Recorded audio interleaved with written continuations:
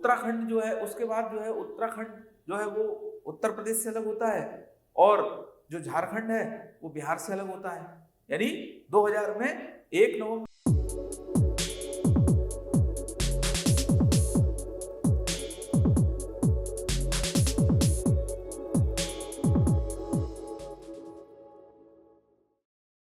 Hello friends, आप सभी लोगों का बहुत बहुत स्वागत है कंप्यूटर साइंस इस प्लेटफॉर्म पे। मित्रों, दोस्तों, आज एक नई सीरीज लेकर मैं आपके सामने आया हूँ संविधान कॉन्स्टिट्यूशन की, जिसके अंतर्गत हम रिवीजन पार्ट जो है उसको करने का प्रयास करेंगे। यानी डिटेल पार्ट जो है वो अलग से लेके आएंगे और जो रिवीजन पार्ट है जिसके अंतर्गत सारी चीज़ें जो है वो समराइज कैसे की जाए, रिवीजन कैसे की जाए, वो सारी चीज़ें जो है वो मैं आज आपके सामने एक नई सीरीज के रूप में लेके आया हूँ। चलिए स्टार्ट करते हैं। यदि कॉन्स्टिट्यूशन की बात की जाए तो संविधान की जो शुरुआत है वो यहाँ से नहीं होती है।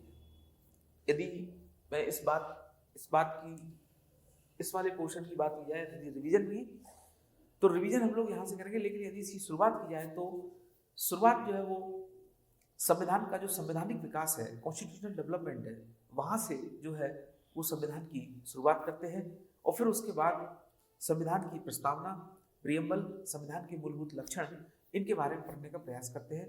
तो उनके लिए एक अलग जो है सीरीज लेके आएंगे, यानी एक अलग उनके लिए लेक्चर वीडियो लेके आएंगे और आज हम लोग इनके बारे में पढ़ने का प्रयास करते हैं। जैसा कि मैंने आपसे कहा, मूल मुद्दा क्या है? रिवीजन। तो इसी के रूप में जो है हम लोग पार्ट 1, पार्ट 2, पार्ट 3 को पढ़ने का प्रयास करते हैं। देखिए, संविधान का भाग 1, जिसमें संघ और उसके राज्य क्षेत्रों के बारे में चर्चा की गई है। यदि भाग 1 में बात की जाए तो आर्टिकल 1 अनुच्छेद ए में क्या कहा गया है? भारत राज्यों का संघ होगा, राज्यों से मिलकर एक संघ बनेगा। India is equal to union of states.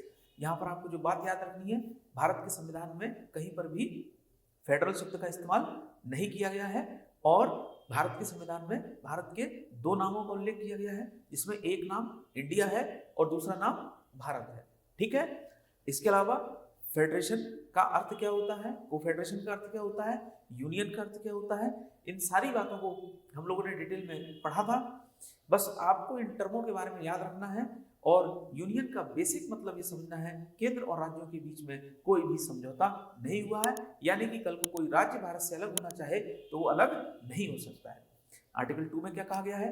Article 2 में ये बात कही गई है कि नए राज्यों का प्रवेश या स्थापना, अर्थात जो ऐसे कोई क्षेत्र जो भारत में नहीं है उन्हें भारत में शामिल किया जा सकता है। जैसे सिक्किम, जो कि भारत का हिस्सा नहीं था, लेकिन 35वें संविधान संशोधन अधिनियम के माध्यम से और 36वें संविधान संशोधन अधिनियम के माध्यम से सिक्किम को भारत का अभिन्न अंग बनाया गया, जिसमें पहले सिक्किम को सह राज्य को स्टेट का दर्जा दिया गया और उसके बाद फिर सिक्किम को पूर्ण राज्य के रूप में शामिल किया गया। इसके पीछे की भी एक कहानी है कि सिक्किम भारत में क्यों शामिल हुआ। सिक्किम का चीन के साथ क्या जो है तनाव था, यानी एक प्रकार से चीन का तनाव, चीन का बढ़ता हुआ तनाव और सिक्किम के राजा की जो बढ़ती हुई चिंता, इन्हीं का ही ये परिणाम था कि सिक्किम जो है वो भारत में शामिल हुआ। इसको भी कभी डिटेल में समझने का प्रयास करेंगे। तो नए राज्यों का प्रवेश या स्थापना, ठीक है। पहले सिक्किम को क्या बनाया गया? को स्टेट, बाद में सिक्किम को राज्य के रूप में शामिल किया गया, पूर्ण राज्य का उसे दर्जा दिया गया और 1975 में ये बात पूरी होती है। आर्टिकल 3 में क्या कहा गया? आर्टिकल 3 में कहा गया कि जो संसद है वह किसी भी नए राज्य का निर्माण कर सकती है अथवा किसी भी राज्य की सीमा को परिवर्तित कर सकती है, अल्टरेशन कर सकती है, घटा सकती है, बढ़ा सकती है, परिवर्तन कर सकती है। और इसमें हमें क्या समझना है कि यदि नए राज्य का निर्माण करना है तो सबसे पहले किसकी अनुमति लेनी पड़ेगी? राष्ट्रपति की। राष्ट्रपति की अनुमति लेने के बाद फिर क्या होगा? उस राज्य की विधानसभा के द्वारा एक प्रस्ताव पारित किया जाएगा कि हाँ, यदि हमें उत्तर प्रदेश से उत्तराखंड को अलग करना है तो उत्तर प्रदेश की विधानसभा के द्वारा एक प्रस्ताव पारित किया जाएगा। यदि मध्य प्रदेश से छत्तीसगढ़ को अलग करना है तो मध्य प्रदेश की विधानसभा से एक प्रस्ताव पारित किया जाएगा। यदि बिहार से झारखंड को अलग करना है तो बिहार की विधानसभा के द्वारा एक प्रस्ताव पारित किया जाएगा और वो प्रस्ताव पारित होने के बाद वो प्रस्ताव कहाँ जाएगा? संसद के पास। और संसद यदि उसे साधारण बहुमत से क्या कर देती है, पारित कर देती है, तो नए राज्य का निर्माण हो जाएगा।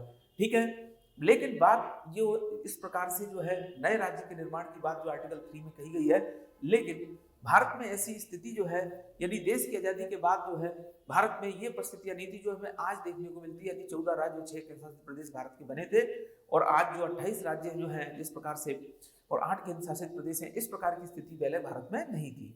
भारत में स्थिति क्या थी, अंग्रेजों के समय का भारत था, जिसमें part A, part B, part C, part D. Part D में क्या था, अंडमान निकोबार। पार्ट ए में क्या था, जो ब्रिटिश के अंग्रेजों के प्रोविंस हुआ करते थे। फिर उसके बाद देसी रियासतें, और फिर उसके बाद चीफ कमिश्नरी और विशेष देसी रियासतें। इस प्रकार से part A, part B, part C, part D के रूप में भारत था। लेकिन क्या हुआ, एक आंदोलन का नाम सुना होगा आपने, जो है जस्टिस पार्टी, और जस्टिस पार्टी के द्वारा जो चलाया गया आंदोलन था, यानी दक्षिण से बहुत सारे जो हैं दल थे जिन्होंने सामाजिक सुधार आंदोलन किया था।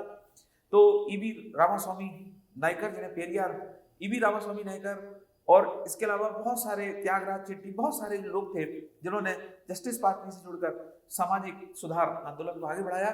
और बाद में यही जस्टिस पार्टी जो है, इसके कुछ सदस्यों के द्वारा एक पार्टी की स्थापना की जाती है, जिसका नाम क्या था, जिसका नाम था DMK, द्रविड़ मुन्नेत्र कषगम। और इनके फाउंडर संस्थापक के रूप में कौन थे, तो सी अन्नादुरई। और बाद में इस पार्टी का जो एक प्रकार से जिम्मेदारी किसने संभाली थी, M करुणानिधि। और M करुणानिधि के पुत्र कौन है, MK स्टालिन, जो अभी वर्तमान में तमिलनाडु के मुख्यमंत्री हैं। इसके अलावा कन्निमोझी उनकी बहन है, और अल्लागिरी। तो ये तो सारी बातें थी। लेकिन दक्षिण में एक मूवमेंट चला था कि भाषा के आधार पर राज्यों का गठन किया जाना चाहिए, और इसके लिए सरकार ने एक समिति का गठन किया गया, जिसकी समिति का नाम था SK धर आयोग। ये 1947-8 की बात है, 1947-8 की बात है। SK धर आयोग का जब गठन किया, जो इलाहाबाद हाईकोर्ट के रिटायर्ड न्यायाधीश थे, तो उन्होंने अपनी रिपोर्ट में कहा कि भाषा के आधार पर राज्यों का गठन नहीं किया जाना चाहिए, देश की एकता और अखंडता को ध्यान में रखते हुए राज्यों का गठन किया जाना चाहिए। इसके बाद वो जो आंदोलन था कि भाषा के आधार पर राज्यों का गठन किया जाना चाहिए, वो फिर भारत में कहीं ना कहीं उसके एक प्रकार से जो तीव्रता है, उसका जो इम्पैक्ट है, वो कहीं ना कहीं दिखाई देने लगा। तो उसके बाद सरकार एक बार फिर एक समिति का गठन करती है 1948 में, जिसका नाम था JVP समिति। JVP समिति, अर्थात जे से जवाहरलाल नेहरू, वी से सरदार वल्लभ भाई पटेल, और पी से पट्टाभी सीतारामैया। इस समिति ने भी अपनी रिपोर्ट में क्या कहा, भाषा के आधार पर राज्यों का गठन नहीं किया जाना चाहिए, देश की एकता और अखंडता को ध्यान में रखते हुए राज्यों का गठन किया जाना चाहिए। ठीक है, लेकिन इस समिति की जब रिपोर्ट आती है, क्योंकि आपको पता हो कि इससे महत्वपूर्ण समिति हो नहीं सकती, क्योंकि उस समय जवाहरलाल नेहरू एक प्रकार से प्रधानमंत्री के रूप में, सरदार वल्लभ भाई पटेल गृह मंत्री के रूप में, और पट्टाभी सीतारामैया गांधी जी के सबसे खास व्यक्तियों में से एक हुआ करते थे। तो आप समझ सकते हैं कि ये सबसे महत्वपूर्ण समिति, तो जब इस समिति ने अपनी रिपोर्ट में कह दिया कि भाषा के आधार पर राज्यों का गठन नहीं होना चाहिए, देश की एकता और अखंडता को ध्यान में रखते हुए जो है राज्यों का गठन किया जाना चाहिए, तो इन्हीं सारी परिस्थितियों को देखते हुए एक जो है मद्रास राज्य के तेलुगु भाषी प्रांतों में एक नया आंदोलन खड़ा होता है। और उनके एक नेता थे जिनका नाम था पोट्टी श्रीरामन। और 58 दिन के आमरण अनशन के बाद उनकी मृत्यु हो जाती है। और उनकी मृत्यु के बाद जो पूरा मद्रास राज्य है, खासकर तेलुगु भाषी वाला क्षेत्र, वो जलने लगता है। सरकारी संपत्तियों को नुकसान पहुंचा दिया जाता है। अलग अलग स्थानों पर आगजनी और तोड़फोड़ जैसी स्थितियां होने लगती है, जिसको देखकर कहीं ना कहीं सरकार डर जाती है। जवाहरलाल नेहरू जो है यहाँ पर एक जो भी कहेंगे इसे, यानी वो घोषणा कर देते हैं, अब इसको फैसला आप करना, सही या गलत जो भी है। तो जवाहरलाल नेहरू यहाँ पर फैसला करते हैं कि भाषा के आधार पर राज्य का गठन किया जा सकता है, और इस प्रकार 1953 में भाषा के आधार पर पहला राज्य आंध्र प्रदेश को गठित कर दिया गया। यहां तक कोई दिक्कत नहीं है। तो भाषा के आधार पर पहला राज्य आंध्र प्रदेश गठित हो गया। लेकिन जैसा कि आपने कहावत सुनी होगी, यानी किसी चीज को देखकर दूसरा भी अपना रंग परिवर्तित करने लगता है। यानी एक फल है, उसको देख के दूसरा फल भी अपना रंग परिवर्तित करने लगता है। कहावत सुनी होगी आपने, एक अनार 100 बीमार, और कई प्रकार की कहावतें, यानी जो है यदि एक बात सामने आती है तो अन्य बात भी सामने आती है। तो जब भाषा के आधार पर पहला राज्य आंध्र प्रदेश गठित हो जाता है, तो उसके बाद जो है अनेक क्षेत्रों से यह मांगे उठने लगी कि हम उड़िया भाषा बोलने वाले हैं, हम बंगाली भाषा बोलने वाले हैं, हम कन्नड़ भाषा बोलने वाले हैं, हम तमिल भाषा बोलने वाले हैं, हम गुजराती भाषा बोलने वाले हैं, हम मराठी भाषा बोलने वाले हैं, तो हमसे क्या बुराई है, हमारी भी भाषा का सम्मान किया जाए और भाषा के आधार पर राज्य बनाया जाए। अब सरकार फंस चुकी थी, सरकार को कुछ ना कुछ तो डिसीजन लेना था, और सरकार यानी एक एनसीईआरटी में चित्र भी बना हुआ है कि एक बोतल से एक जिन्न निकलता है। जिन्न आप समझ सकते हैं, जिन्न कई बार ऐसा होता है कि जो पैदा करने वाला होता है उसी को ही जिन्न खाने का कई बार प्रयास कर लेता है। तो ऐसा ये तो मैं सिर्फ समझाने के लिए आपसे कह रहा हूं, यानी एक प्रकार से जो जिन्न जो है वो निकलता है, और एक प्रकार से जो स्थिति थी वो कहीं ना कहीं अब सरकार के लिए एक असमंजस की थी। तो सरकार फजल अली आयोग का गठन करती है 1953 में, जिसे राज्य पुनर्गठन आयोग कहा जाता है, और इसके सदस्य थे के.एम. पणिक्कर, हृदयनाथ कुंजरू। और ये जो राज्य पुनर्गठन आयोग था, इसे फजल अली आयोग कहते हैं, इस आयोग ने अपनी रिपोर्ट में कहा ठीक है, भाषा के आधार पर राज्यों का गठन किया जा सकता है, लेकिन फिर भी देश की एकता और अखंडता को ध्यान में रखना चाहिए। तो इस राज्य पुनर्गठन आयोग की रिपोर्ट संसद में रखी गई 1955 में, और फिर 1956 में जो है इस जो रिपोर्ट है इसको संसद में पारित किया गया, जिसे कहा गया स्टेट रीऑर्गेनाइजेशन एक्ट, जिसे कहा गया स्टेट रीऑर्गेनाइजेशन एक्ट यानी राज्य पुनर्गठन अधिनियम, जिसके आधार पर 14 राज्य और 6 केंद्र शासित प्रदेश बनते हैं। तो यहां पर जो है भारत का एक नया चेहरा सामने देखने को मिलता है, यानी अंग्रेजों के समय का जो भारत था, part A, part B, part C, part D, और अब एक नया भारत देखने को मिलता है, यानी भारत के 14 राज्य और 6 केंद्र शासित प्रदेश बन चुके थे। लेकिन बात यहाँ पे समाप्त होनी नहीं थी। क्यों? क्योंकि अभी तो और मांगे उठनी थी। यानी 1960 में ये कहा गया कि हम जो गुजराती और मराठी भाई साथ साथ रह रहे हैं, यानी उस बॉम्बे प्रांत में, तो मराठी भाषी और गुजराती भाषियों ने के माध्यम से जो है कहीं ना कहीं कहा गया कि भाई हमें अपना एक अलग प्रांत चाहिए। तो महाराष्ट्र गुजरात से अलग कर दिया गया, और इसके पीछे भी बहुत इंटरेस्टिंग कहानी है कि मुंबई को लेकर किस प्रकार से जो है एक प्रकार से बड़ा ही जो है विवाद आगे बढ़ा, यानी मुंबई के लिए जो है, और फिर उसमें राजनीतिक रंग जो है कितने चढ़े। यानी मुंबई में जो कहा जाता है कि 80% से ज्यादा लोग जो है वो गैर मराठी थे, पारसी थे, गुजराती थे, और वहां की अर्थव्यवस्था पर गुजरातियों का अधिकार था। तो मुंबई जो है वो गुजराती और पारसी नहीं देना चाह रहे थे, तो मुंबई के लिए काफी संघर्ष हुआ। यानी एक बहुत इंटरेस्टिंग कहानी है, कभी समय मिलेगा तो इस पे हम लोग चर्चा करेंगे, ठीक है। फिर उसके बाद यदि बात की जाए तो जैसा कि मैंने आपसे कहा कि ये तो एक शुरुआत थी, 14 राज्य 6 केंद्र शासित प्रदेश, लेकिन वही बात, वही कहानी, वही कहावत की जो है, यानी थोड़ी देर पहले जो मैंने अभी आपसे कहा था कि एक फल को देख के दूसरा फल भी अपना रंग बदलने लगता है, ठीक है। 1960 के बाद 1963 को नागालैंड जो है वो एक नया राज्य बनाया गया। 1966 को जो है 1966 को जो है हरियाणा जो है उसको पंजाब से अलग किया गया, यानी पंजाबी भाषी वाले लोगों की भी मांग थी कि भाई हमारा पंजाब तो विभाजित हो चुका था देश की आज़ादी के बाद, अब हमको जैसा भी पंजाब मिला तो उसमें हमारी पंजाबी संस्कृति, पंजाबी अस्मिता और पंजाबी जो भाषा है उसको मुख्य रूप से प्रधानता दी जाए। तो पंजाब को हिंदी भाषी हरियाणा यानी पंजाब को हरियाणा से अलग कर दिया गया 1966 में। उसके बाद फिर क्या किया गया, उसके बाद जो है यानी धीरे धीरे अन्य जो है मांगे उठती गई। तो 1961 में गोवा पर पुलिस कार्रवाई की गई थी, 1961 पे गोवा में पुलिस कार्रवाई की गई थी। तो गोवा जो है आगे राज्य बनेगा 1987 में, उससे पहले 1954 में पौंडीचेरी जो है वो एक प्रकार से स्वेच्छा से जो है वो पौंडीचेरी फ्रांसीसी उपनिवेश था, तो फ्रांस की सरकार ने पौंडीचेरी को भारत को सौंप दिया, लेकिन पुर्तगाली जो है वो कहीं ना कहीं गोवा को भारत में सौंपने में आनाकानी कर रहे थे, जिसके कारण जो है 1961 में 1961 में गोवा में पुलिस कार्रवाई की गई।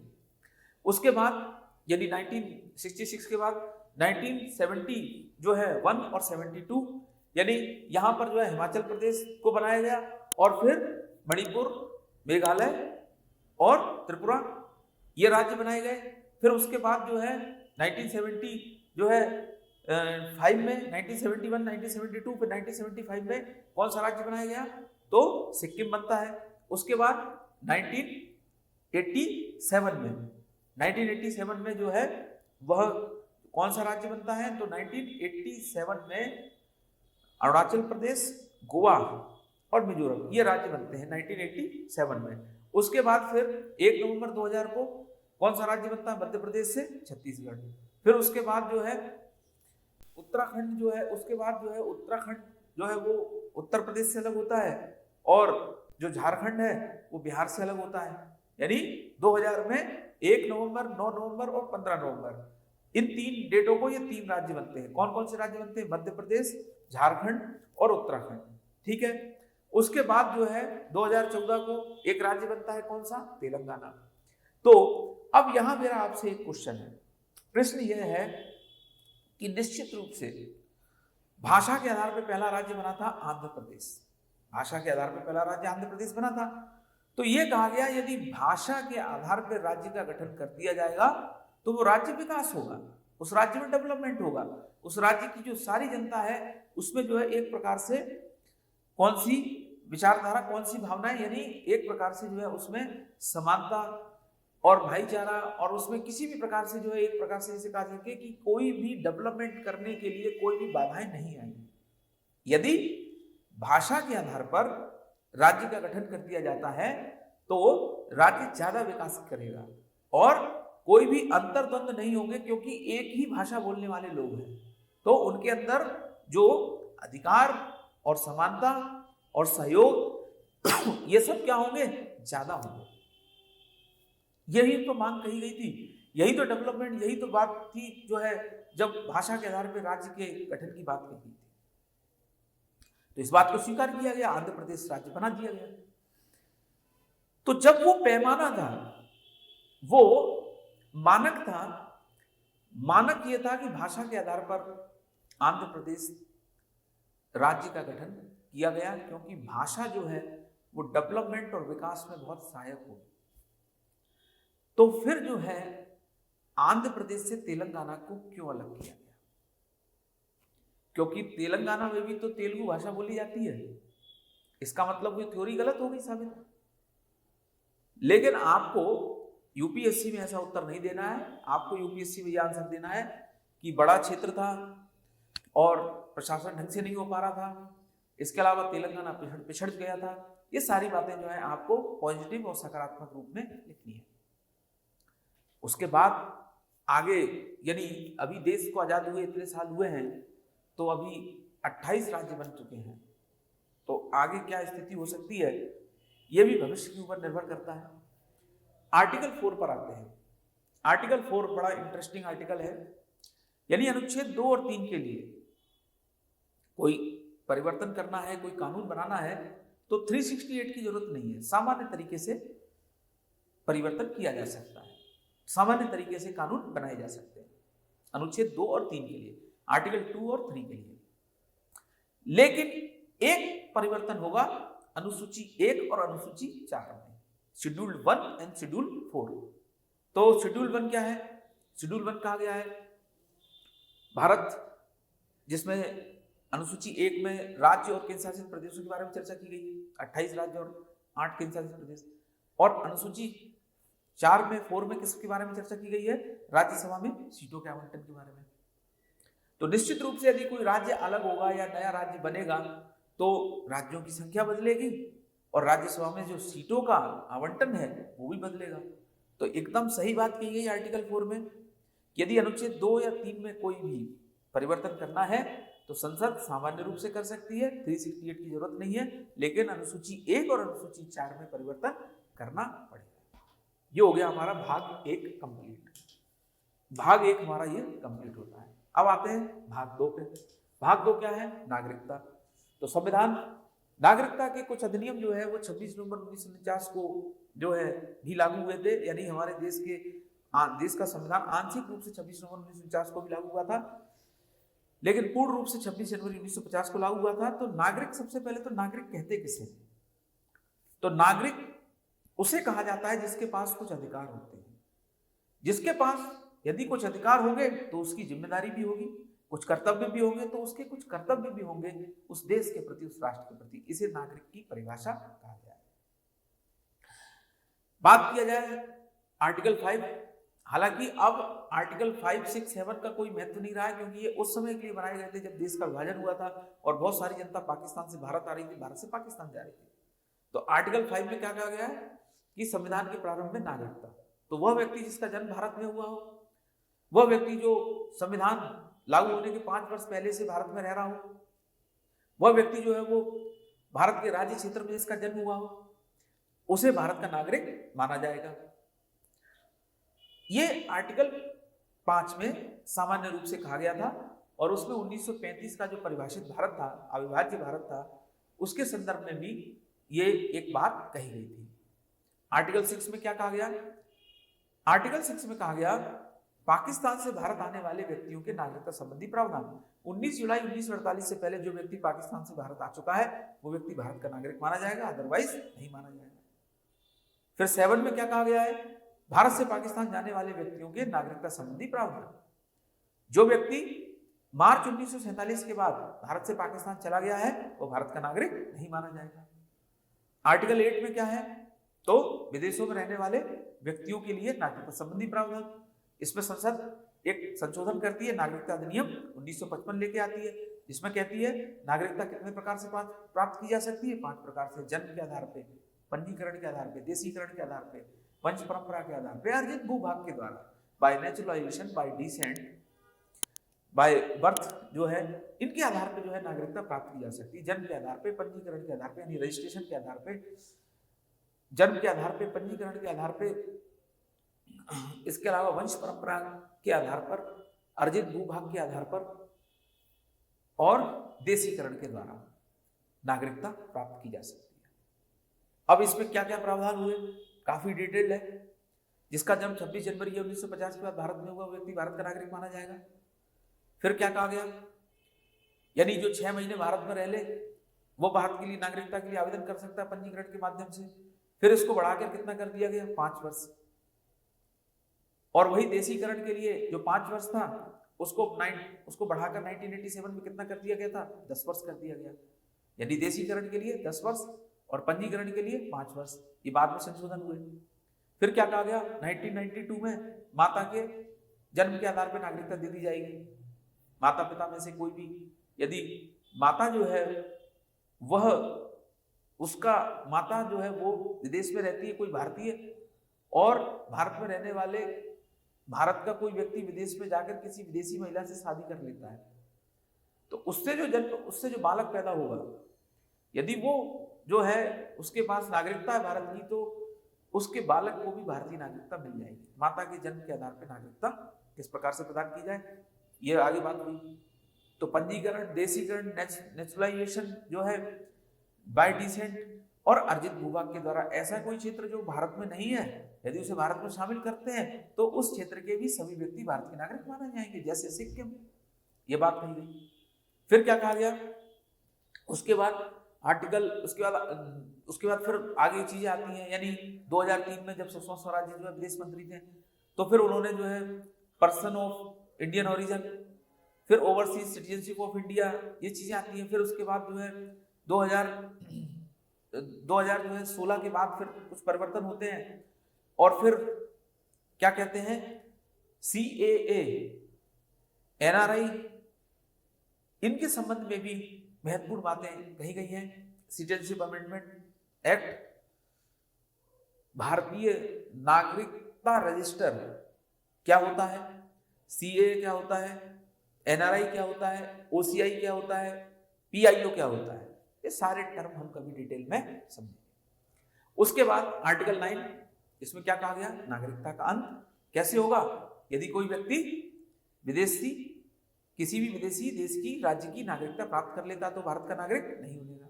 दूसरा, नागरिकता यदि वो कोई देश विरोधी कार्यों में लिप्त होता है तो उसकी नागरिकता छीनी जा सकती है। इसके अलावा अन्य किसी भी प्रकार से जो है वो गलत पाया गया तो उसकी नागरिकता छीनी जा सकती है। यानी उपाधि इत्यादि में भी राष्ट्रपति की अनुमति ली जाती है। तो नागरिकता का जो समाप्ति है वो किन किन परिस्थितियों में हो सकती है? विदेशों के द्वारा नागरिकता ग्रहण करने पर, ऐसा कोई कार्य करने पर जिससे नागरिकता छीनी जा सकती है, और विदेश में भी यदि ऐसा कोई कार्य किया जिससे नागरिकता छीनी जा सकती है या फिर कोई उल्लंघन, तो उसके आधार पर भी जो है नागरिकता का अंत किया जा सकता है। उसके बाद आर्टिकल 10 क्या कहता है? नागरिकता के प्रावधानों का बना रहना, यानी प्रारंभ में कोई प्रावधान थे, उसके आधार पर कोई व्यक्ति यदि भारत का नागरिक बना है तो संसद आगे कोई भी नियम बनाए लेकिन उसकी नागरिकता बनी रहेगी, उनकी नागरिकता का जो वंचन है यानी नागरिकता की समाप्ति नहीं की जाएगी। आर्टिकल 11 संसद को यह अधिकार दिया गया है वो नागरिकता संबंधी कोई भी प्रावधान कर सकती है, कोई भी नियम बना सकती है। ये हो गया पार्ट 2। अब आते हैं पार्ट 3 पे। पार्ट 3 में क्या है? मूल अधिकार। मूल अधिकार आर्टिकल 12 से लेकर 35 तक। मूल अधिकार कैसे कैसे हैं? तो ये वो अधिकार होते हैं जो एक तरफ तो नैतिक बल प्रदान करते हैं, वही दूसरी तरफ राज्य की शक्तियों पर प्रतिबंध लगाते हैं। मूल अधिकार एक तरफ तो व्यक्ति को स्वतंत्रता प्रदान करते हैं, वही विधायिका कार्यपालिका की शक्तियों पर प्रतिबंध लगाते हैं। अर्थात सरकार के द्वारा यदि ऐसा कोई कानून बनाया जाता है जो नागरिकों के अधिकारों का उल्लंघन करे, तो ऐसी परिस्थितियों में कानून बनाने वाला ही यदि कानून का भक्षक बन जाए तो ऐसी परिस्थिति में व्यक्ति कहाँ जा सकता है? अपने मूल अधिकारों का प्रयोग कर सकता है, न्यायालय की शरण में जा सकता है, आर्टिकल 32 का प्रयोग कर सकता है, 226 का प्रयोग कर सकता है और अन्य अधिकारों का भी प्रयोग कर सकता है। ये तो थी मूल अधिकार की एक परिभाषा। परिभाषा नंबर 2, मूल अधिकार स्वतंत्रता के लिए बनाए गए सबसे महत्वपूर्ण अधिकार। कौन सी स्वतंत्रता दी गई है? सामाजिक, राजनीतिक, आर्थिक। और कई प्रकार के अधिकार दिए गए हैं, विचार, अभिव्यक्ति, विश्वास, धर्म, उपासना। ये शब्द तो प्रस्तावना के हैं, लेकिन इन शब्दों का जो इंटरप्रिटेशन है संविधान के रूप में वो हमको मूल अधिकार में मिलता है। तो कौन से 5 शब्द? विचार, अभिव्यक्ति, विश्वास, धर्म, उपासना। ये जो है भारत के नागरिकों को अधिकार दिए गए हैं। विचार, अभिव्यक्ति, विश्वास, धर्म, उपासना, ठीक है। सामाजिक, आर्थिक, राजनीतिक स्वतंत्रता, इसलिए इनको क्या कहा जाता है? Magna carta. मैग्ना कार्टा शब्द कब आया? 1215 में। और ये भी आपको बात याद रखनी है कि ये जो मूल अधिकार है इनकी शुरुआत कब मानी गई है? ये रखे गए थे कराची अधिवेशन में। कराची अधिवेशन कब? 1931 में। 1931 में कराची अधिवेशन था। इसकी अध्यक्षता सरदार वल्लभ भाई पटेल ने की थी और इसमें मूल अधिकार अल्पसंख्यकों की बात करते थे। अभी हम यहीं पे इसको कंक्लूड करते हैं, नहीं तो आगे के आर्टिकल जो है वो थोड़े से हमको चर्चा करने हैं। तो मूल अधिकार की बात की। मूल अधिकार न्यायालय में प्रवर्तनीय, एनफोर्सेबल है, इनकी गारंटी दी गई है। मूल अधिकार आए कहां से? यूएसए से आए। बिल ऑफ राइट्स, अनुच्छेद 12 में राज्य की परिभाषा कितने प्रकार से? 4 प्रकार से। संसद के द्वारा, संसद और उसके द्वारा बनाए गए जितने भी प्रावधान। दूसरा, राज्य की विधानमंडल। तीसरा, स्थानीय प्राधिकारी, लोकल अथॉरिटीज। चौथा, अन्य भाग, जो संसद या तो कानून के द्वारा बनाए या फिर जिसको न्यायपालिका घोषित करेंगे राज्य में आए या नहीं आए, जैसे एयरपोर्ट अथॉरिटी ऑफ इंडिया, जैसे राज्यों की यूनिवर्सिटी, क्या इनको राज्य के अंतर्गत माना जाएगा? तो एयरपोर्ट अथॉरिटी ऑफ इंडिया का केस आपके सामने उदाहरण है, इसे राज्य के रूप में माना गया। यहां से एक क्वेश्चन। आर्टिकल 13 में क्या कहा गया है? आर्टिकल 13(1) में यह कहा गया है संविधान के लागू होने के पहले की विधियां और संविधान के लागू होने के बाद की विधियां, उन दोनों में क्या है? कोई असंगतता है, कॉन्ट्राडिक्शन है। तो ऐसी परिस्थितियों में जितना पार्ट असंगत है, जितना पार्ट कॉन्ट्राडिक्टरी है, उसको क्या कर दिया जाएगा? हटा दिया जाएगा। 13(2) में क्या कहा गया है? It is the very very important article. 13(2) में कहा गया है संसद ऐसा कोई भी कानून नहीं बनाएगी जिससे नागरिकों के मूल अधिकार कम होते हैं या उनको छीनती है। नागरिकों के फंडामेंटल राइट्स कर्टेल होते हैं, कम होते हैं, उनको छीना जाता है। यदि कोई संसद ऐसा कोई कानून बनाती है तो न्यायपालिका उसकी न्यायिक समीक्षा कर सकती है, जुडिशियल रिव्यू कर सकती है, और यही से एक सिद्धांत निकलता है न्यायिक समीक्षा का सिद्धांत। It is the very very important, ठीक है। फिर इसमें बहुत सारी बातें हैं, लेकिन हम आते हैं आर्टिकल 14 में। आर्टिकल 14 क्या कहता है? विधि के समक्ष समानता। कानून की नजरों में सभी व्यक्ति एक समान है और कानून किसी व्यक्ति के साथ भेदभाव नहीं करता है। और ये जो विधि के समक्ष समानता है, ये कहां से लिया गया? ब्रिटेन से। ब्रिटेन में रूल ऑफ लॉ से। रूल ऑफ लॉ किसको दिया, किसने इसके बारे में ज्यादा लिखा? ए.बी. डाइसी महोदय ने। फिर यहाँ से 2 सिद्धांत निकलते हैं, इक्वलिटी बिफोर द लॉ, यानी कानून के समक्ष समानता, दूसरा जो है प्रोटेक्शन ऑफ द लॉ, कानून का समान संरक्षण। कानून का समान संरक्षण कहां से आया? यूएसए से आया, ठीक है। अब विधि के समक्ष समानता, विधि के समक्ष समानता होगी, सभी व्यक्तियों के साथ समान व्यवहार किया जाएगा। और कानून जब बात आती है तब कानून जो है वह सिर्फ और सिर्फ जो है एक प्रकार से अमूर्त धारणा है। कैसी धारणा है? अमूर्त धारणा। न्याय करने वाला जो है, न्याय करने वाली जितनी भी बातें वो सब अमूर्त हैं, लेकिन न्याय करने वाला मूर्त होगा, कोई न्यायाधीश तो जीवित व्यक्ति ही होगा। तो कहा गया है कि कानून जो है वह किसी भी व्यक्ति के साथ धर्म, मूल, वंश, जाति, लिंग, जन्म स्थान आदि के आधार पर जो है भेदभाव नहीं करेगा।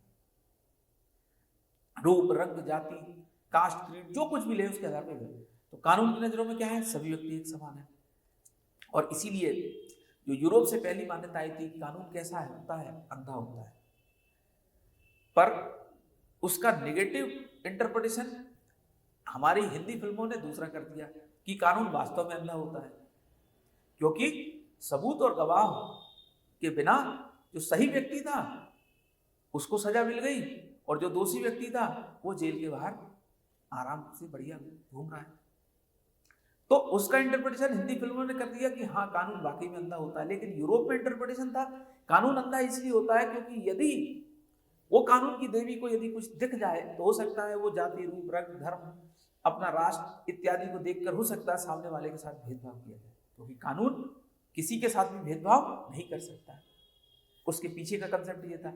पर मेरा आपसे क्वेश्चन है कि कानून के लिए भी देवी क्यों आई? कानून के लिए कोई पुरुष भी तो आ सकता था, यहाँ पर फीमेल को ही क्यों लाया गया? यहाँ पर फीमेल को क्यों लाया गया? इसका उत्तर आप मुझे देने का प्रयास करेंगे। अदरवाइज नेक्स्ट जो है कभी हमारा सेशन होगा तो मैं इसमें आपका जो है उसका उत्तर दूंगा कि कानून के लिए भी महिला को क्यों लाया गया? पुरुष को भी चला सकते थे, महिला के हाथ में ही तराजू क्यों दिया? ठीक है, तो यहां पर मैंने क्या कहा? विधि के समक्ष समानता, rule of law, Britain, AV Dicey, दो सिद्धांत, इक्वलिटी बिफोर द लॉ, कानून के समक्ष समानता और protection of the law. Protection of the law कहां से आया? ब्रिटेन, अमेरिका से आया।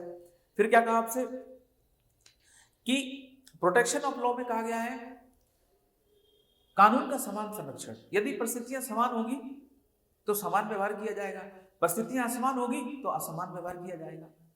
और यदि परिस्थितियां समान नहीं है तो फिर क्या किया जाएगा? संरक्षणात्मक भेदभाव, प्रोटेक्टिव डिस्क्रिमिनेशन।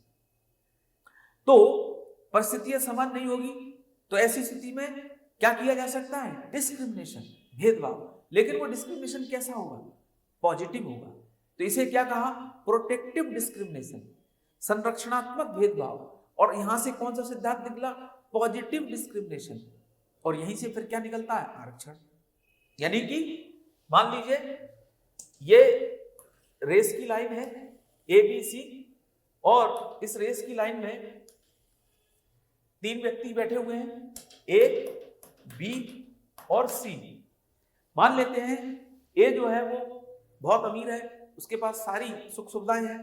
B बेचारा बहुत गरीब है, उसको दो वक्त की जो रोटी है बड़ी मुश्किल से मिल पा रही है, खाने के भांडे पड़े हुए हैं। और जो C है वो विकलांग है। C क्या है? विकलांग है। तो आप मुझे बताइए ऐसी स्थिति में इस रेस में कौन जीतेगा? A जीतेगा, B जीतेगा या C जीतेगा? यानी C की जो स्थिति है वो कैसी है? दिव्यांग, विकलांग, डिसेबल। B की स्थिति कैसी है? उसके पास पहनने के लिए अच्छे जूते नहीं है, उसके पास दो वक्त के खाने के लाले पड़े, यानी वो गरीब है। और A की स्थिति कैसी है? A जो है उसके पास सब सुविधाएं हैं। तो यहां से यदि दौड़ लगाई जाएगी तो निश्चित रूप से कौन जीतेगा? A जीतेगा, क्योंकि A की परिस्थितियां सबसे अच्छी है। तो क्या कहा गया? समान परिस्थितियों में समान व्यवहार होगा, परिस्थितियां असमान होगी तो असमान व्यवहार होगा। लेकिन यहाँ परिस्थितियां समान नहीं होगी तो इसे क्या सोशल जस्टिस कहेंगे? सामाजिक न्याय कहेंगे? नहीं करेंगे। तो अब क्या करना पड़ेगा? A तो यहीं पर रहेगा, B को यहाँ रख देंगे और C को यहाँ रख देंगे। अब कहेंगे अब आप दौड़ लगाइए। C को ज्यादा आरक्षण की जरूरत थी तो C को ज्यादा दे दिया। B जो है गरीब था, शोषित था, वंचित था, तो उसको उतना आरक्षण मिल गया।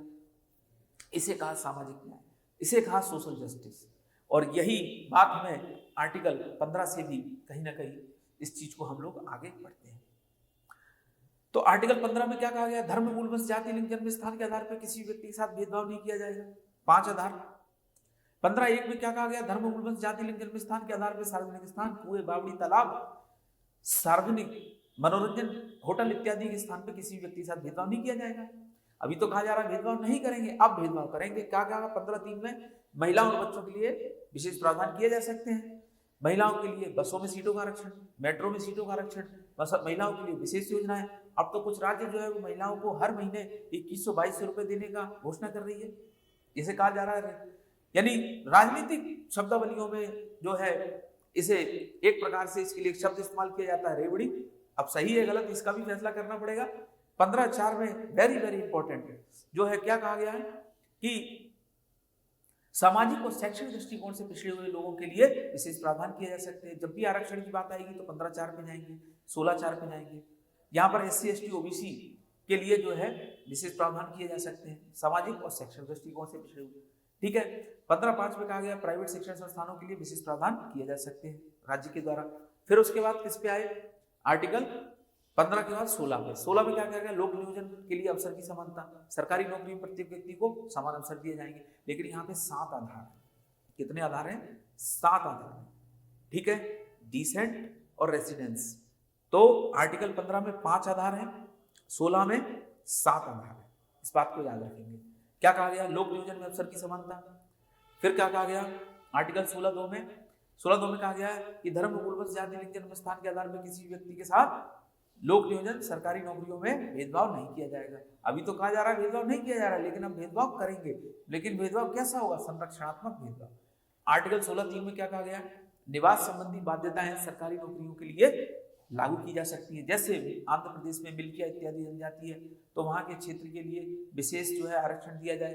ठीक इसी प्रकार राजस्थान में कई ऐसे क्षेत्र हैं, बांसवाड़ा, डूंगरपुर, ठीक इसी प्रकार असम के जनजातीय क्षेत्र, ठीक इसी प्रकार नागालैंड, मणिपुर, असम वगैरह इन क्षेत्रों को भी ले लिया जाए तो निवास संबंधी बाध्यता स्थापित की जा सकती है कि इस क्षेत्र के जो निवासी हैं इनको सरकारी नौकरियों में विशेष आरक्षण मिलेगा। ठीक है। इसके बाद 16(4) it is the very very important. ठीक है। तो सामाजिक और शैक्षणिक दृष्टिकोण से याद रखना, आरक्षण का आधार आर्थिक नहीं है। ठीक है। यदि सरकारी सेवा में विशेष पर्याप्त प्रतिनिधित्व नहीं है, राज्य को ऐसा लगता है कि कुछ वर्गों का सरकारी सेवा में पर्याप्त प्रतिनिधित्व नहीं है तो आरक्षण दिया जा सकता है। सामाजिक और शैक्षणिक दृष्टिकोण से पिछड़े हुए लोगों का यदि सरकारी सेवा में पर्याप्त प्रतिनिधित्व नहीं है तो आरक्षण दिया जा सकता है। फिर क्या कहा गया कि आरक्षण दिया जाए नहीं दिया जाए तो शुरू में 10 वर्ष के लिए दिया गया। फिर उसके बाद क्या और लोगों का आरक्षण जरूरत है, काका कालेलकर आयोग 1953। फिर कहा गया कि भाई क्या इन आयोग की सिफारिश मानी जाए नहीं मानी जाए, सरकार असमंजस में। फिर आयोग का गठन हुआ, मंडल आयोग। मंडल आयोग की बातें 1977 से 1970 के दशक में वो बातें वहीं समाप्त हो गई। फिर 80 का दशक आया, वहां भी कुछ नहीं हुआ। फिर 80 के दशक के लास्ट में VP सिंह उन्होंने मंडल आयोग की सिफारिशों को फिर से निकाला, क्योंकि कुछ राजनीतिक बहुत महत्वपूर्ण भारत में परिस्थितियां अलग हो चुकी थी। तो मंडल आयोग की धूल हटाई, मंडल आयोग लाया और मंडल आयोग की सिफारिशों को लागू करते हुए 27% OBC को आरक्षण दिया गया। भारत में नई राजनीति की शुरुआत हो जाती है। फिर उसके बाद इंदिरा साहनी केस होता है, फिर 50% के आरक्षण। फिर उसके बाद क्या कहा गया ये कि जो पदोन्नति में आरक्षण दिया जा सकता है। फिर कहा गया कि जो कैरी आउट का जो नियम है, यानी जो बैकलॉग की जो सीटें उन्हें कैरी आउट किया जा सकता है। तो 16(4)B में ये बात कही गई है। ठीक है, पदोन्नति में आरक्षण और कैरी आउट 16, ये बात 1977 में, 1995, 2001-2 की ये बातें हैं। तो 16(4)A 16(4)B में ये बात कही गई है।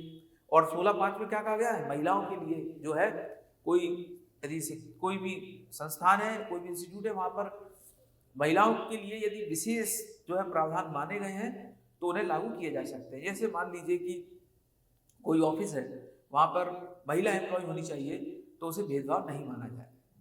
कहीं पर यदि एयर होस्टेस जैसे कहीं एम्प्लॉय की आवश्यकता है तो उसको भेदभाव नहीं माना जाएगा। अब आते हैं किस पे, आर्टिकल 17 में क्या कहा गया, अस्पृश्यता का। ठीक है, अस्पृश्यता के बारे में कितनी सारी बातें हैं, लेकिन कभी डिटेल में चर्चा करेंगे। आर्टिकल 18 उपाधियों का अंत, सेना और विद्या संबंधी उपाधि।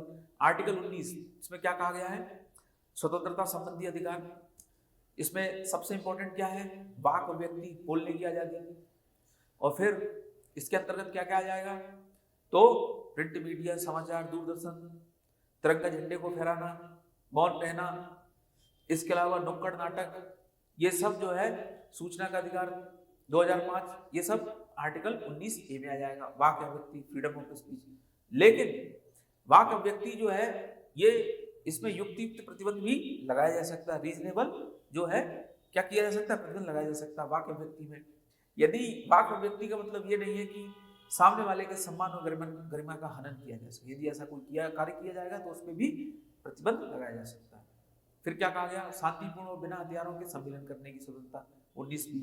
सी में क्या कहा गया, संगम या कोई संगठन या ऑर्गेनाइजेशन बनाने की स्वतंत्रता। फिर क्या कहा गया, भारत के किसी भी क्षेत्र में घूमने की स्वतंत्रता। फिर क्या कहा गया, भारत के किसी भी क्षेत्र में बस जाने की स्वतंत्रता। फिर आता है आर्टिकल 19F, संपत्ति का अधिकार, जो 44वें संविधान संशोधन अधिनियम के माध्यम से क्या कर दिया गया, हटा दिया गया।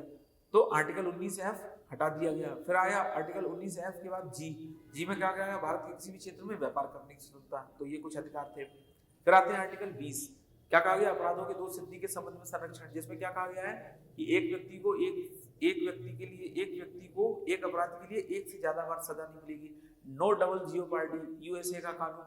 फिर क्या कहा गया, किसी भी व्यक्ति को स्वयं के विरुद्ध गवाही देने के लिए बाध्य नहीं किया जाएगा। It is the very very important, कभी समय मिलेगा तो डिटेल में समझाएंगे। और वो जो कई प्रकार की जो फिल्में बनी थी, पॉलीग्राफी टेस्ट, यानी बहुत सारी चीजें कि किस प्रकार से स्वयं के विरुद्ध गवाही देने के लिए बाध्य किया गया। ठीक है, पॉलीग्राफी टेस्ट, नार्को टेस्ट, हम लोग इसको समझेंगे कभी आगे समय मिलेगा। तो किसी भी व्यक्ति को स्वयं के विरुद्ध गवाही देने के लिए बाध्य नहीं किया गया, किसी व्यक्ति को एक अपराध के लिए एक से अधिक बार सजा नहीं मिलेगी। अपराध, तीसरा बिंदु, अपराध करते समय जो कानून है उसी के तहत सजा मिलेगी, ना कि पहले वाले और बाद वाले के तहत।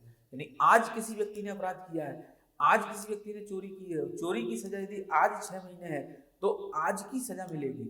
हो सकता है आज से 5 साल पहले चोरी की सजा का प्रावधान 1 साल था, हो सकता है आगे आने वाले समय में चोरी की सजा का प्रावधान 5 साल हो जाए, तो उसके अनुसार कोई भी परिवर्तन नहीं होगा। अपराध करते समय जो सजा है वही सजा दी जाएगी। फिर आते हैं आर्टिकल यानी 14 से 18 समानता के अधिकार, 19 से 22 स्वतंत्रता के अधिकार। तो ये हो गया आर्टिकल कौन सा, 20 के बाद 21 में क्या कहा गया है, जो है प्राण और दैहिक स्वतंत्रता, जीवन जीने का अधिकार, यानी किसी भी व्यक्ति को उसके जीवन जीने के अधिकार से वंचित नहीं किया जा सकता है। किसी भी व्यक्ति को उसके जीवन जीने के अधिकार से वंचित तभी किया जा सकता है जब उसने विधि द्वारा स्थापित किसी प्रक्रिया का उल्लंघन किया गया है। अब ऐसी परिस्थिति में ये कहा गया है जीवन जीने में जीवन जीने का अधिकार है, मरने का अधिकार नहीं है, इसीलिए आत्महत्या क्या है, अपराध है। अब जीवन जीने के अधिकार में बहुत सारी बातें आई, तो 2 सिद्धांत आते हैं। एक सिद्धांत कौन सा आता है, प्रोसीजर एस्टेब्लिश्ड बाय लॉ और ड्यू प्रोसेस ऑफ लॉ। तो भारत में कौन सा था, प्रोसीजर एस्टेब्लिश्ड बाय लॉ। लेकिन मेनका गांधी पासपोर्ट सीज कर दिया, तो फिर क्या, जस्ट, फेयर, रीजनेबल और प्राकृतिक जो न्याय है उसको भी शामिल कर दिया गया। तो ये सारी बातें थी, कभी डिटेल में पढ़ेंगे। आर्टिकल 22, आर्टिकल 21A 6 से 14 वर्ष तक के बच्चों को निःशुल्क अनिवार्य शिक्षा दी जाए, 86वें संविधान संशोधन अधिनियम। फिर आर्टिकल 22 क्या कहा गया है, निवारक निरोध, कुछ दशाओं में गिरफ्तारी और निवारक निरोध के संबंध में संरक्षण, प्रिवेंशन, डिटेंशन। तो 22(4) से 7 में ये निवारक निरोध के संबंध में चर्चा की गई है, और पहले पार्ट में जो है 1 से लेके 3 तक की चर्चा की गई है। तो क्या कहा गया है, किसी भी व्यक्ति को अपने हिरासत में लेने से पहले क्या पढ़ना पड़ेगा, कारण बताना पड़ेगा। किसी व्यक्ति को गिरफ्तार करने से पहले कारण बताना पड़ेगा।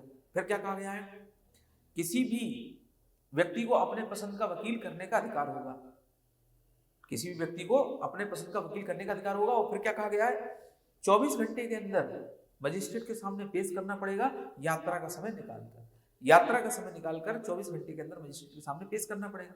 अब निवारक निरोध का मतलब क्या होता है, निवारक निरोध, ठीक है, यानी किसी को रोकना। किससे रोकना, निरोध का मतलब होता है रोकना, पर किससे रोकना, अपराध करने से पहले रोकना। यानी कोई व्यक्ति अपने शरीर में बमों की बेल्ट बांधे हुए और उसके बाद उसने घटना को अंजाम दे दिया, 100, 200, 1000 लोग मर गए, अब उसके बाद उसको गिरफ्तार करने का क्या मतलब है। यानी अपराध बौना बन जाता है, अपराध पंगु, कानून यदि बौना बन जाए, कानून जो है सब कुछ होते हुए कानून जो है वो कुछ नहीं कर पाए, तो ऐसे कानून का क्या मतलब। इसीलिए जो है निवारक निरोध अधिनियम लाया गया, जिसमें क्या कहा गया, किसी भी व्यक्ति को गिरफ्तार किया जा सकता है अपराध करने से पहले, और निवारक निरोध अधिनियम के अंतर्गत गिरफ्तार किए हुए व्यक्ति को 3 महीने तक रखा जा सकता है डिटेंशन, और शक के आधार पर, संदेह के आधार पर गिरफ्तार किया जा सकता है। संसद ने सबसे पहले 1950 में अधिनियम लाया गया, फिर उसके बाद तस्करी मादक संबंधी अधिनियम, फिर उसके बाद 1970 में मीसा, फिर उसके बाद सबसे कठोर अधिनियम कौन सा, टाडा 1985, और ये टाडा जिसमें संजय दत्त इत्यादि 1995 तक टाडा के बाद फिर क्या आया, कोटा अटल बिहारी वाजपेयी की सरकार में, फिर यूएपीए जो इसके बाद 2006 में बना। तो ये कुछ निवारक निरोधक अधिनियम थे, इनको डिटेल में भी समझ लेंगे। फिर आता है कौन सा, शोषण के विरुद्ध अधिकार, आर्टिकल 23 और 24। तो क्या कहा गया है, बलात्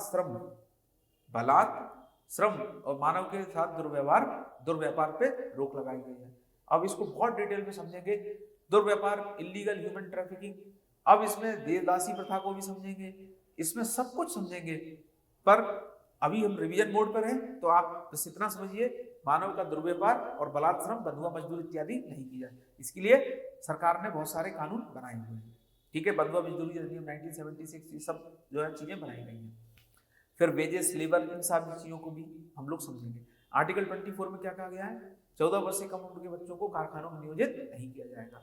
फिर 2016 में फिर संशोधन किया गया, फिर कहा गया कि अब जो है किसी भी प्रकार से, चाहे होटल हो चाहे कहीं पर भी हो, बच्चों को नियोजित नहीं किया जाएगा।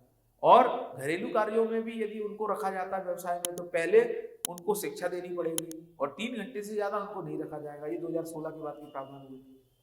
तो क्या कहा गया, 14 वर्ष से कम उम्र के बालकों को कारखानों में नियोजित नहीं किया जाएगा। फिर आते हैं कौन सा, आर्टिकल 25 यानी धार्मिक स्वतंत्रता के अधिकार। इसमें क्या कहा गया है, धार्मिक स्वतंत्रता के अधिकार 25 to 28, यानी कोई भी व्यक्ति अपने अंतःकरण के अनुसार किसी भी धर्म को अबाध रूप से मान सकता है। यानी भारत में जितनी धार्मिक स्वतंत्रता है पूरे विश्व में कहीं पर भी नहीं है। क्या कहा गया है, अपने मन के अनुसार, अपने अंतःकरण के अनुसार कोई धर्म ए को माने, बी को माने, सी को माने, या किसी को भी नहीं माने, या वो अपना खुद का एक नया धर्म बनाना चाहता है, या वो खुद की एक अपनी नई परंपरा चलाना चाहता है, तो उन सब की आजादी है। लेकिन यहाँ पे धर्मांतरण नहीं किया जा सकता। ठीक है, फिर सिक्कों का कपाट धारण करना अंतःकरण की आजादी के अंतर्गत माना गया है। फिर आर्टिकल 26 धार्मिक कार्यों के प्रबंधन की स्वतंत्रता, कोई भी अल्पसंख्यक, कोई भी जो वर्ग है वो अपने धार्मिक संस्थानों का प्रबंधन, प्रशासन अपने अनुसार कर सकते हैं, बशर्ते भ्रष्टाचार होगा तो राज्य जो है फिर वहां पर क्या कर सकता है, हस्तक्षेप कर सकता है। 27 में क्या कहा गया है, 27 में कहा गया है कि किसी भी प्रकार से ऐसा कोई कार्य या चंदा देने के लिए बाध्य नहीं किया जाएगा राज्य के द्वारा किसी व्यक्ति को जिससे किसी धर्म विशेष की वृद्धि होती हो। यदि ऐसा कोई कार्य किया जाएगा तो उसे जो है ये मूल अधिकारों के खिलाफ माना जाएगा। राज्य किसी व्यक्ति से ऐसा कोई धार्मिक कार्य या चंदा देने के लिए बाध्य नहीं कर सकते हैं जिससे किसी धर्म विशेष की वृद्धि होती हो। ठीक है, फिर उसके बाद 28 जिसमें कहा गया है कि राज्य द्वारा पोषित शिक्षण संस्थाओं में कोई भी धार्मिक शिक्षा नहीं दी जाएगी और कोई भी भेदभाव नहीं किया जाएगा सिर्फ इस आधार पे कोई धार्मिक अमुक जो है पंथ धार्मिक समुदाय से। फिर आते हैं अल्पसंख्यकों के अधिकार 29 में 30। इसमें क्या कहा गया है, 29 में कोई भी अल्पसंख्यक वर्ग अपनी मातृभाषा, लिपि, संस्कृति को सुरक्षित रख सकता है।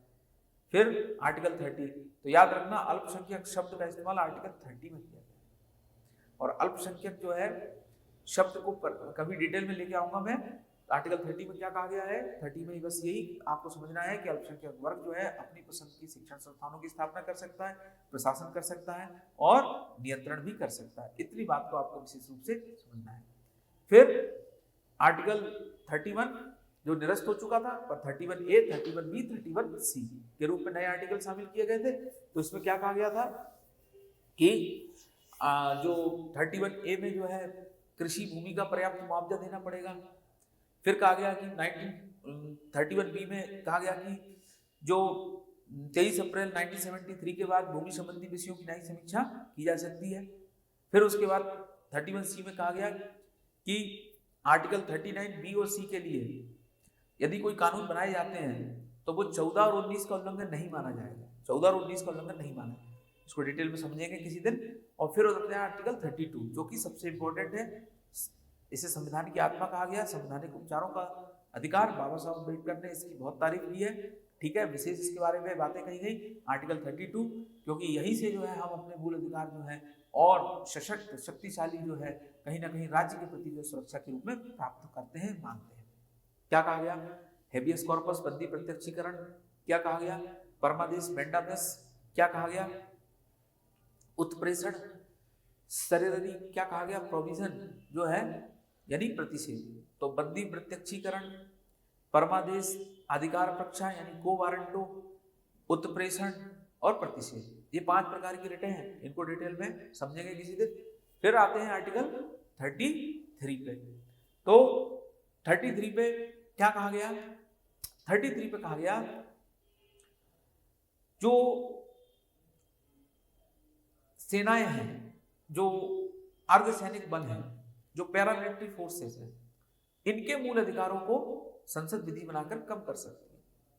अब मान लीजिए कोई सेना का जवान है या कोई पैरामिलिट्री फोर्स का जवान है, वो कहे कि मैं जो है बांग्लादेश बॉर्डर पे नहीं जाना चाहूँगा, मैं जम्मू कश्मीर की बॉर्डर पे नहीं जाना चाहूँगा, मैं अन्य बॉर्डर पे नहीं जाना चाहूँगा क्योंकि जो है वहाँ पर जान का खतरा है, तो वो अपने मूल अधिकारों के प्रयोग के लिए कहेंगे मुझे छुट्टी ली जा सकती है या हड़ताल की जा सकती है या वो अपनी बातों को सामने रख सकता है।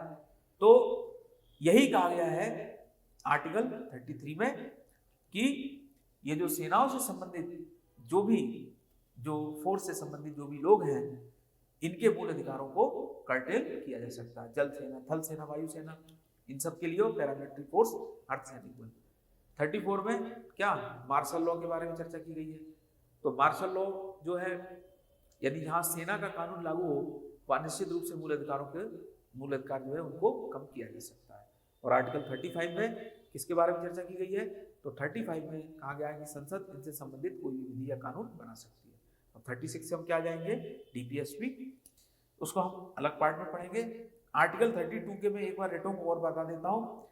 32 में जो रेटें कही गई हैं, जिसमें सबसे जो रेटें हैं, जिसमें आर्टिकल 32 में के तहत हम सुप्रीम कोर्ट में जा सकते हैं और 226 के अनुसार हाई कोर्ट में जा सकते हैं।